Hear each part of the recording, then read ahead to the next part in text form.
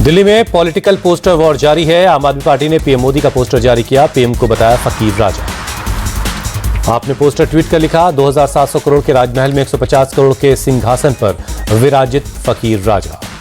PM आवास को लेकर आम आदमी पार्टी आक्रामक। सौरभ भारद्वाज ने मांग की, खर्च से जुड़े दस्तावेज दिखा दें, पीएम हाउस पर बहुत ज्यादा खर्च हुआ है। आपके पोस्टर पर बीजेपी का पलटवार, केजरीवाल को बताया टोपीबाज आदमी। बीजेपी सांसद मनोज तिवारी का केजरीवाल पर अटैक, दिल्ली के गरीबों से वादा करके अपने लिए शीश महल बनाते हैं, 8 महीने बाद इनके घर दिखाने का याद आई। दिल्ली से बीजेपी सांसद कमलजीत सहरावत का आप पर हमला, कहा 10 सालों से दिल्ली में आपने घोषणाओं और वादों पर रही फेल, आपके ऊपर से जनता का भरोसा हटा, इसलिए वो हारेंगे। दिल्ली बीजेपी ने आपके खिलाफ एक और पोस्टर जारी किया। केजरीवाल से सऊदीया सीएम आतिशी को दिल्ली के लिए बताया आपदा, लिखा आपदा ना आएगी दोबारा। दिल्ली में कई जगहों पर आम आदमी ने बीजेपी के खिलाफ लगाए पोस्टर ने। पोस्टर में सीएम को लेकर बीजेपी को घेरा, लिखा बीजेपी बताए उनका सीएम उम्मीदवार कौन। दिल्ली में आपको छोटे छोटे दलों का साथ मिलने पर बोले रोहिणी से बीजेपी उम्मीदवार विजेंद्र गुप्ता, आपको उनका सपोर्ट लेना पड़ रहा है जिनका दिल्ली में कोई अस्तित्व नहीं है। बीजेपी उम्मीदवार प्रवेश वर्मा का केजरीवाल पर अटैक, कहा हार के डर से समर्थन मांग रहे हैं केजरीवाल, अब तय है बीजेपी की सरकार बन रही है। दिल्ली के सीएम आतिशी ने फिर मुख्य चुनाव आयुक्त को लिखा खत, तत्काल मिलने का वक्त मांगा, लिखा फ्री एंड फेयर चुनाव के लिए आपसे मिलना जरूरी है। सीएम आतिशी ने मुख्य चुनाव आयुक्त से पूछा आखिर आपको मिलने का समय देने में ऐतराज क्यों है। सीएम ने 5 जनवरी को भी मिलने का वक्त मांगा था। दिल्ली चुनाव में आपको तृणमूल का समर्थन, केजरीवाल ने ममता बनर्जी का आभार जताया। सोशल मीडिया पर लिखा, थैंक यू दीदी, आपने हर अच्छे बुरे वक्त में मेरा साथ दिया है। आप नेता सौरभ भारद्वाज ने कांग्रेस पर साधा निशाना, बोले कांग्रेस चुनाव में एक भी सीट नहीं जीतेगी। अपने घमंड में चूर होकर कांग्रेस आपको निशाना बना रही है। कांग्रेस के इस रवैये से विपक्ष भी आहत है। बीजेपी का इंडिया गठबंधन पर बड़ा हमला, मनजिंदर सिंह सिरसा बोले लुटेरों की जमात थी इंडिया गठबंधन, सारे फ्रॉड एक साथ जुटे थे।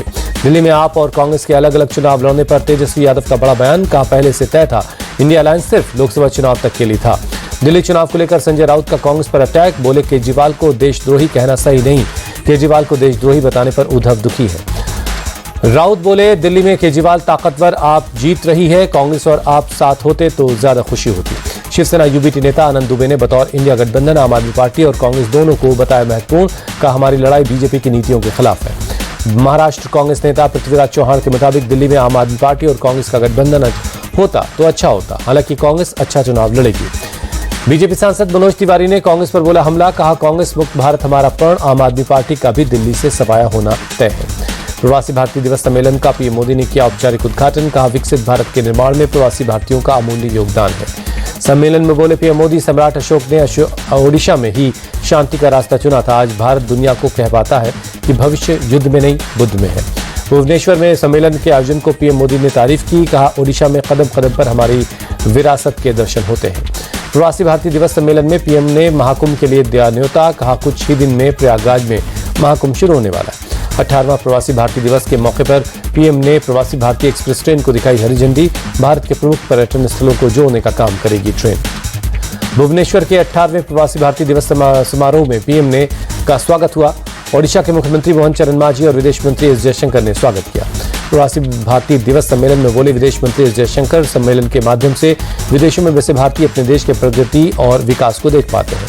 ओडिशा के सीएम मांझी ने सभी अतिथियों का स्वागत किया, बोले इस बार की थीम विकसित भारत के निर्माण में प्रवासी भारतीयों का योगदान है। तिरुपति मंदिर की विष्णु निवासम में मची भगदड़, 6 श्रद्धालुओं की मौत, 40 से ज्यादा लोग जख्मी हो गए। भगदड़ में घायल हुए लोगों में 4 की हालत नाजुक। तिरुपति के रुइया और SVIMS अस्पताल में चल रहा है लोगों का इलाज।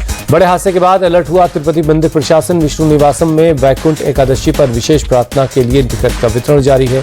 एक एक कर कतार में लगे लोगों को टिकट दिया जा रहा है। आंध्र प्रदेश के सीएम चंद्रबाबू नायडू ने हादसे पर दुख जताया, पूरे मामले की जांच के आदेश दिए। तिरुपति मंदिर हादसे पर विदेश मंत्री एस जयशंकर ने जताया दुख, ट्वीट कर लिखा हादसा दुर्भाग्यपूर्ण, मृतकों के परिवार के प्रति मेरी संवेदनाएं, घायलों के लिए जल्द स्वस्थ होने की कामना। बाबा सिद्दीकी हत्याकांड में मुंबई पुलिस ने दायर की चार्जशीट, 4590 पन्नों की चार्जशीट में बिश्नोई गैंग के गुर्गों का भी जिक्र है। हिंदू समर्थक कार्यकर्ता तेजस गौड़ा ने कर्नाटक के होटलों में अविवाहित जोड़ों के प्रवेश पर रोक लगाने की मांग की। डीजीपी को लिखा खत, अनैतिक गतिविधियों पर रोक लगाने की मांग। 47 साल बाद संभल दंगे की दोबारा जांच होगी। योगी सरकार ने संभल के डीएम और एसपी को खत लिखा। सीएम योगी ने डीएम और एसपी से एक हफ्ते में रिपोर्ट मांगी है। साल 1978 में हुए दंगों में 184 लोगों की जानें गई।